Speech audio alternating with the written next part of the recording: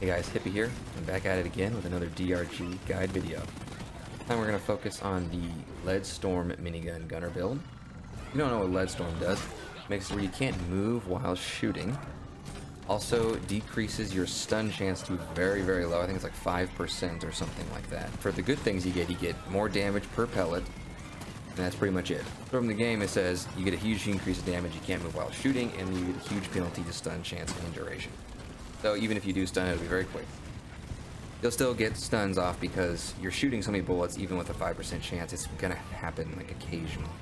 More than likely, at least a couple of times. Really, with this build, you're not gonna get a lot of stun value at all. I wouldn't even suggest building it. Lead Storm Gunner is really great for a lot of different things. For instance, Minigun is probably the preferred gun to run on elimination missions. And for me personally, for escort missions, as they are the best way to deal with the second stage with the rocks.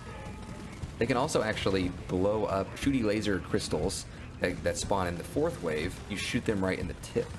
So they're very useful all the way around. You can also shoot the top parts with your pistol as well, and it will work.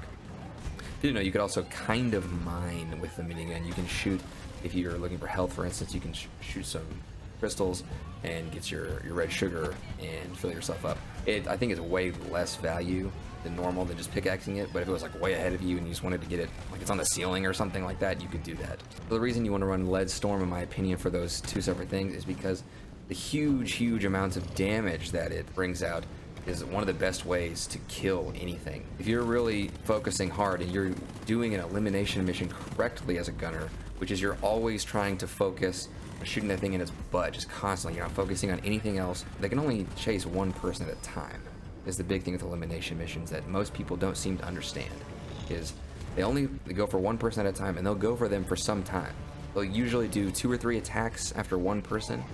So if you can get them running in a straight line, that is how you're doing it correctly.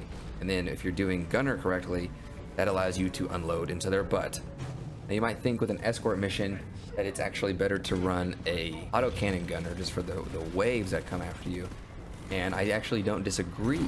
I think on escort missions, you could feasibly get rid of your scout and run a gunner and an autocannon gunner. Or a gunner with a minigun and 2 NGs would also be very good. Just for the last stages, and if you run an autocannon gunner with a gunner, then those waves that hit you are not going to kill you. They're just not. With a minigun gunner, you have the ability to destroy the Macteras very easily and do a lot of damage to some of the larger targets, whereas the autocannon gunner will just clear the waves for you. So it actually works out very well, and with 2 shields is huge on those missions. You could run this. You could run multiple gunners on elimination missions as well, and that'd be a very strong comp. Let's discuss the build a little bit. The first, you've got magnetic refrigeration, you've got improved motor, which is a rate of fire increase, and you've got improved platform stability, which is accuracy. Really, any of those options is pretty decent. For me, I normally pick the improved motor option, which is the second option, and I go for the rate of fire increase, which also increases your gyro stabilization as well. And we'll get to that later, but that builds up to the 4th talent as well. If you pick this goes hand in hand with one in the 4th tier. But it all depends on that. I go with the improved motor. I like the rate of fire increase. For the 2nd tier, you might think, oh, this does so much damage, and you should just keep pumping out the damage. You're already using a minigun. And you're right and wrong. You do a lot more damage with the high velocity rounds. You definitely do damage, and you'll notice it, that you're doing a lot of damage. But you're also going to run out of ammo really quickly. It's not as ammo efficient if you use the DRG calculator, and I'll link that in the bottom again, the post for that. And it's not as ammo efficient to run high velocity rounds. However, they're both good. They're both good for any kind of gameplay you want. For the 2nd tier, you can run the ammo, which puts you at 3,000 rounds. I personally like that. I get a lot of headshots with this. It's really easy, and with the stabilization increase, it's really easy to kill hordes depending on what build you go in the 3rd tier. So it doesn't matter which one you want. If you want to do more damage, take the damage. If you want a little bit more ammo so you're not relying on resupplies as much in case you get large hordes in a mission, then take the ammo. But the 3rd tier is where it kind of depends on your play style with gunner. So a lot of people will play on their zip lines during hordes, and they'll just sit up there and go back and forth, which is the smart thing to do on either build, on autocannon gunners or minigun gunners. you can do a zipline guy. You know, you can just go up and down. Some people get mad about that and they say it's like akin to bunkers. I just think that's what you got to do sometimes. Sometimes you have to take advantage of the cheese that the game allows you to use like that to win. And I think the main objective for me is to win these freaking things. So I don't really care when people do that. But to discuss on if you don't use your zip lines very often, then you should probably go with blow-through rounds in the 3rd tier. And the reason for that is you're going to be able to kill hordes a lot more in a straight line, and you're going to do that with blow-through rounds. You lose a little bit of Praetorian killing power, as you're not going to be able to shred their armor off of them, but you'll still be able to kill them easily. You're still one of the strongest characters in the game. You'll still be able to do it. Your teammates should be able to help you too with that, so it's not as big of a deal. However, if you're a zipline gunner, then blow-through rounds are almost completely useless because you'll be above them, shooting down into them and never getting this to work. You'll get it to work when you're on the ground, of course, but if you're often using the zipline fighting technique, then you're not going to use this ever. If you often are up in the air on zip lines, or if you think you're going to be, then the best thing to do is with armor breaking rounds. Armor breaking rounds are also very good just normally. So really this is just a playstyle decision on it, whether you want to use armor or breakthrough. You might ask, oh, what about stun? That puts you at a 10% stun chance, which is better. It's twice as good as what you had before.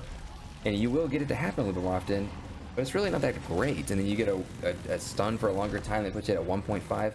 So it's like viable. You could run any of these in this tier, but there's just no point, I think, to run stun. Maybe some people do, and that's totally fine, because as long as you win, it doesn't really matter how you get through the has-5s, and most people can complete has-5s whatever build they run. Almost every build is viable in has-5, and I think every build is, as long as you're good at shooters. In the 4th tier, it changes up a little bit. Like we talked about earlier, I said that if you go the 2nd option in the 1st tier, then it goes really hand in hand with the 1st option in the 4th tier, which is the damage one, which damage increases when it's fully stabilized.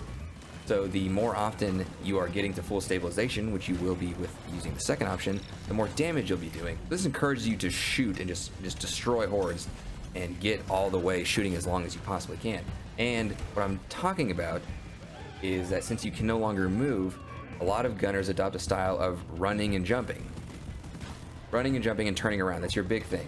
That's your big thing with this build, and then jumping and spinning is another big way of playing this. You'll see a lot of gunners and you'll see them jumping around and they look kind of stupid. Maybe they look like noobs. It's because of this build that they're doing that. And there's a lot of, you have to learn a new style of play.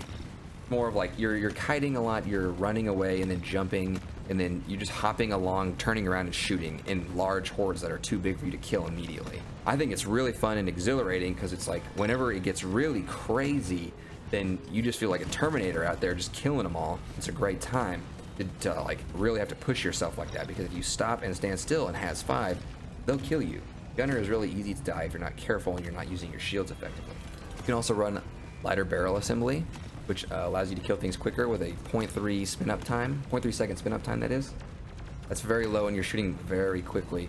This is also very good, and just depends on your play style really. I just prefer in this tier that the damage makes a little bit more sense than any of the other ones. If you're doing the running and jumping and feathering your mouse clicks to keep your minigun running, then magnetic bearing is kind of useless. But if you're not wanting to do all that bullcrap, you're not playing a has-5, you're playing in some lower has tiers, it's not as intense, then any of these options are good. So magnetic bearing can be good. If you're playing has-5, I would prefer to use variable chamber pressure most of the time.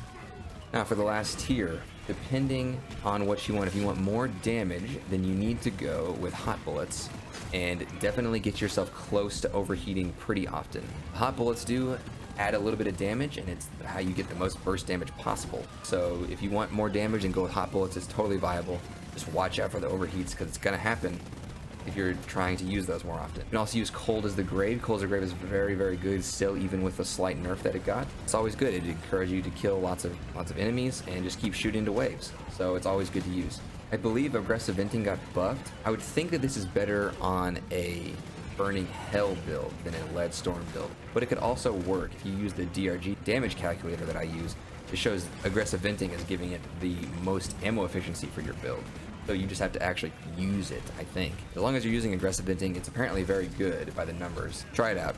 let me know. But for a quick topic about your sidearms, you're probably going to want Bulldog because of the fact that with a minigun you can't kill swarms or swarmers very easily, and you don't want to waste your ammo just unloading onto those things. And sometimes it's going to happen where you're going to be by yourself, and maybe a pickaxe and power swing is not going to save you. You're going to want to run a Bulldog heavy revolver, and then in the third option you're going to want to run explosive rounds with a minigun. You can run any build that with this. You could run 6-shooter elephant rounds, homebrew. Apparently volatile bullets are good if you can get a driller, and in this build you'll need a driller with a flamethrower to pull it off. If you're going to do it by yourself, then apparently volatile bullets and burning hell are good. Maybe we'll try that in a video next and I'll let you know how good it is. So you can run any Bulldog you build, but I would suggest to take explosive rounds in the third tier just to deal with swarm. So this is normal. Perks are completely up to you. I'm just going to run my normal Iron Will with Dash. Dash does actually work very well with this class, especially for the repositioning concept of the fighting that you're going to use a lot. If you're not going to zip line constantly, then you have to adopt the repositioning fighting style, and Dash helps you greatly with that. Other than that, you can run anything in your build that you normally run. I run Second Wind, which isn't always great on Gunner, because if you're ziplining a lot, it's kind of pointless. You could run Resupply, Veteran Depositor, anything like that. I always run Deep Pockets, and then I usually run Thorns on a minigun gunner, but not an auto cannon gunner, as they can't effectively deal with swarmers still, even with the explosive rounds. If you think that you can reliably deal with it with explosive rounds, then you could change the Thorns build into something else as well. Up to you. Quick talk about the shield generator. Since this is a build that really excels with escorts, then you're going to want to run the shield that's much larger in escort missions, which would be 211 in the build list. This covers the entirety of the Doretta and allows you to still zip line and cover up the entire Doretta while your team repairs it, and so that's keeping everybody safe. I believe it also blocks rocks. I'm not 100% sure. I can never really tell if it blocks rocks, but you should try to get your engineer to try out some tactics with blocking them off at the higher tiers. For grenades, you can run any of them. If you're really worried about swarmers, then incendiary grenade can totally be fine, and pairing that with your explosive rounds, you could definitely deal with swarmers without any trouble. Cluster grenades are always good. Just be careful from killing your team, I guess. But anyways, that's about it for this video. I hope you enjoyed, and I hope you try out this Leadstorm build. Let me know what your guys' favorite minigun build is. I hear chain hit is kind of buffed, but if anybody has some comments on burning hell, I'd totally love to know more about that. And just thanks for watching. Have a good one. Bye.